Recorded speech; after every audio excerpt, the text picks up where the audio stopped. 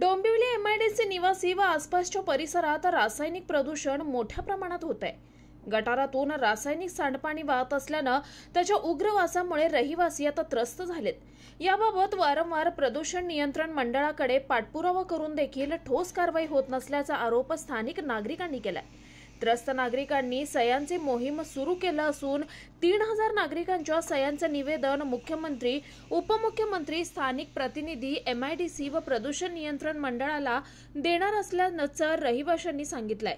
त्यानंतरही प्रदूषणाबाबत उपाययोजना झाली नाही तर येत्या निवडणुकीत लोकप्रतिनिधींना जबाब विचारणार व त्यानंतर आंदोलनाची दिशा ठरवण्यात येईल असं सांगितलंय। एमआयडीसीने निवासी विभाग बसवलेला आहे, परंतु या निवासी विभागाच्या दोन्ही बाजूला केमिकल्स कंपनी आहेत आणि केमिकल्स कंपन्यांमुळे आम्हाला याचा प्रदूषणाचा फार त्रास होतो। रात्रीच्या वेळेला जास्त करून याचा उग्र वास त्यापासून लहान मुलांना, ज्येष्ठ नागरिकांना जास्त त्रास होतो। यात सांगायचं महत्त्वाचं म्हटले प्रदूषण मंडळ जेवढं जबाबदार आहे त्यापेक्षा एमआयडीसी मंडळ देखील जबाबदार आहे। कारण तसं बघायला गेलं तर ह्या ज्या पावसाळी गटर इथे आहेत बांधलेली एमआयडीसी, या पावसाळी गटरमध्ये पावसाळीत पाणी यायला पाहिजे, परंतु याच्यात आत्ता देखील पाणी आहे काही ठिकाणी। म्हणजे याचा अर्थ ड्रेनेजचे हे लाईन त्यांनी वायू प्रदूषणाबरोबर हे पाणी त्यांनी देखील उग्र वास येत असतो नेहमी।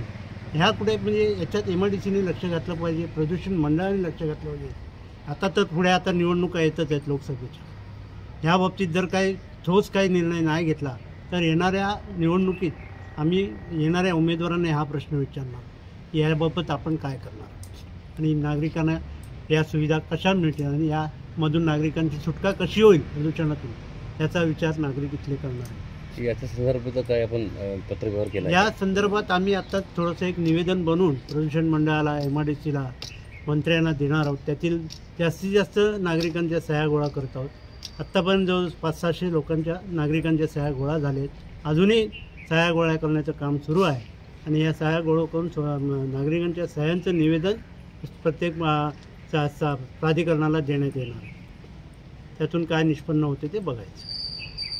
हे जे प्रदूषणाचं खूपच समस्या झालेली आहे, म्हणजे रात्रीच्या वेळी जास्तच उग्र वास आणि लहान मुलांना विशेषतः जास्त त्रास होतो। म्हणजे सर्दी, खोकला हे सतत त्यांना होत असतं, प्रत्येक वेळी मुलं आजारी पडतात ना, त्यामुळे त्यांचं शाळांचं पण नुकसान होतं।